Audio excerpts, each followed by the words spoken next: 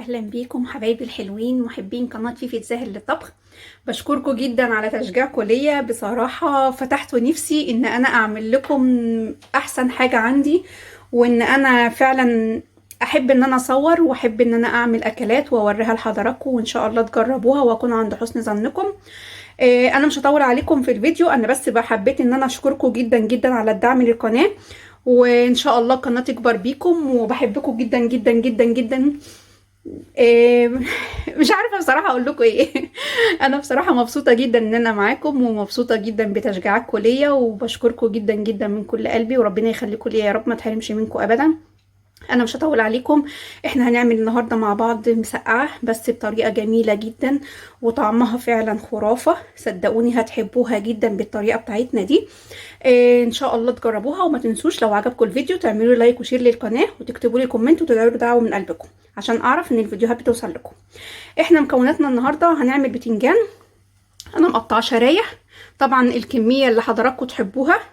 معانا صلصه، انا حاطه تقريبا 700 جرام او 800 جرام صلصه. معانا بصلتين اتنين مقطعاهم برضو صغيرين، وقرن فلفل احمر، ومكعبين مرقه خضار مش مرقه دجاج على فكره. ومعايا جبنه موتزاريلا انا مقطعاها حتت صغيره. ومعانا طبعا البطل الكبير بتاع طبقنا النهارده، الاساسي فعلا في طبقنا، ويا ريت فعلا ما تعملوش من غيره. معانا البازيليكو، الورق بتاع الريحان. ده بصراحة بيدي طعم وريحة خطيرة جدا لطبقنا، ويعتبر الأساسي في الطبق بتاعنا.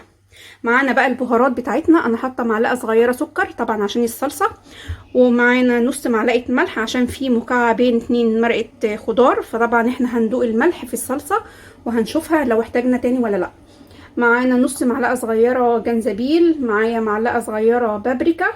انا معايا مستكه لان انا بحبها بصراحه في كل الاكلات يعني، فانصحكم ان شاء الله لو متوفره تحطوها.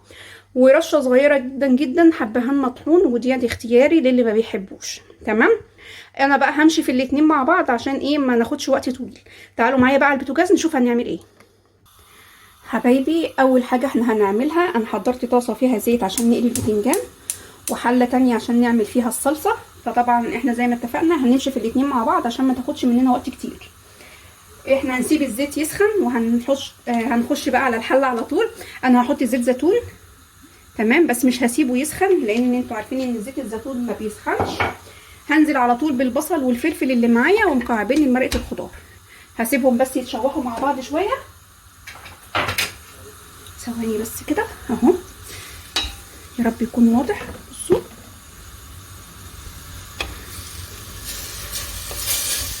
انا ما خليتش زيت الزيتون يسخن، انا حطيت عليه على طول. هسيبهم بس يتبلوا شويه. تمام. هنقلي بقى الزيت بتاعنا البتنجان. الزيت طبعا بقى سخن، هننزل في البتنجان.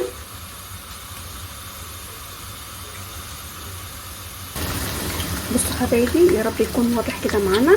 انا عندي البصل اهو، بصوا انا مش هحمره. تمام. انا عندي مكعبين مرقه الخضار فكوا اهو معايا، والبصل اتبل مع الفلفل. هنزل عليه بصلصه الطماطم اهي،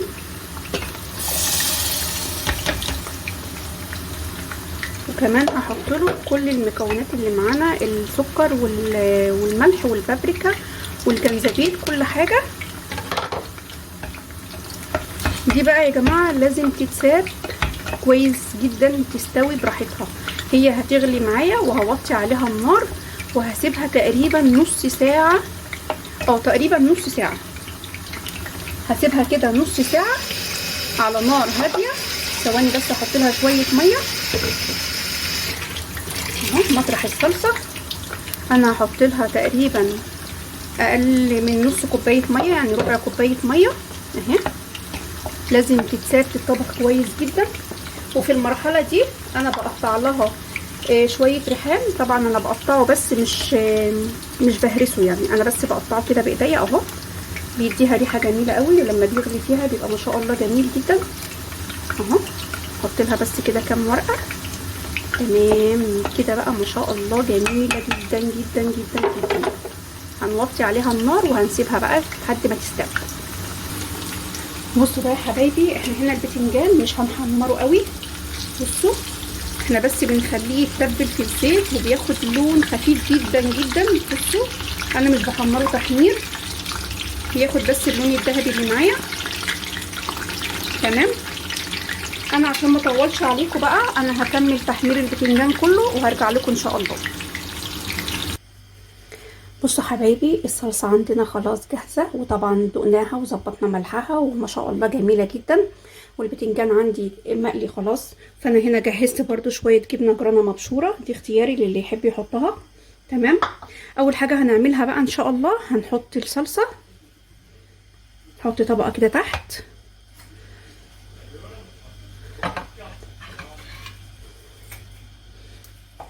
وهنرص البتنجان. بصوا حبايبي هنعمل طبقه بتنجان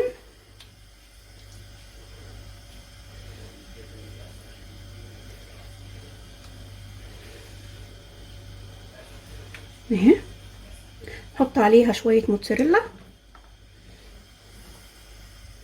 احنا هنعملها طبقات فوق بعضها. طبعا انا بحب اعمل كل حاجه بايديا فمعلش يعني سامحوني. تمام. هنقطع شويه بازيليكو، انا برضو بقطعه كده بايديا مش بقطعه بالسكينه. تمام. نحط كده كام ورقه في النص وعليها شويه صلصه، هنعملها كده طبقات فوق بعضها.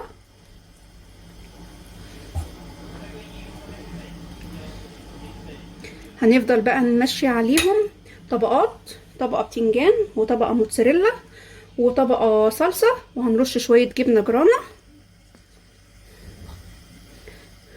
هعملها بقى كده طبقات وهرجع لحضراتكم تاني.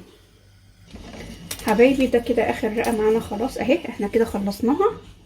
نحط بس عليها كمان ورقتين شويه موتزاريلا.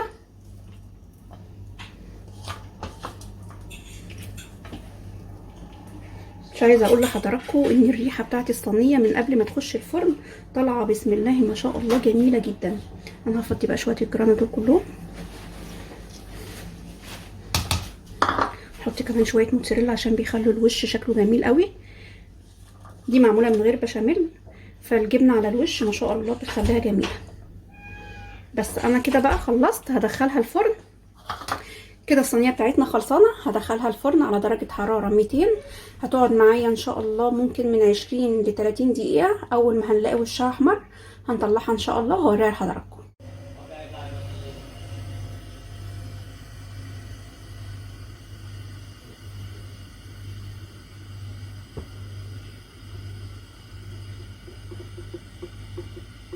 حبايبي دي شكل صينيتنا بعد ما خلصناها. البتنجان ما شاء الله طالع ريحته تحفه جدا جدا. انا برضو هقطعه مع حضراتكم اهو وهوريهولكم. ثانيه واحده، بسم الله. هو لسه سخن معلش. بصوا ثواني كده. ده طبقنا خلصان، عمر بس هيقطعه مع حضراتكم وهيشوفوا اهو، عشان احنا لازم يعني عندنا الشيف عمر لازم هو اللي يدوق ما شاء الله عليه.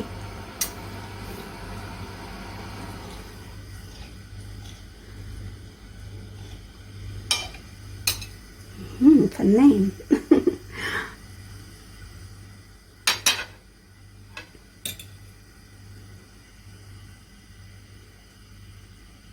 ايه رأيك؟ جميل ما شاء الله. الحمد لله. حلو حبايبي اتمنى ان شاء الله تجربوا طبقنا النهارده.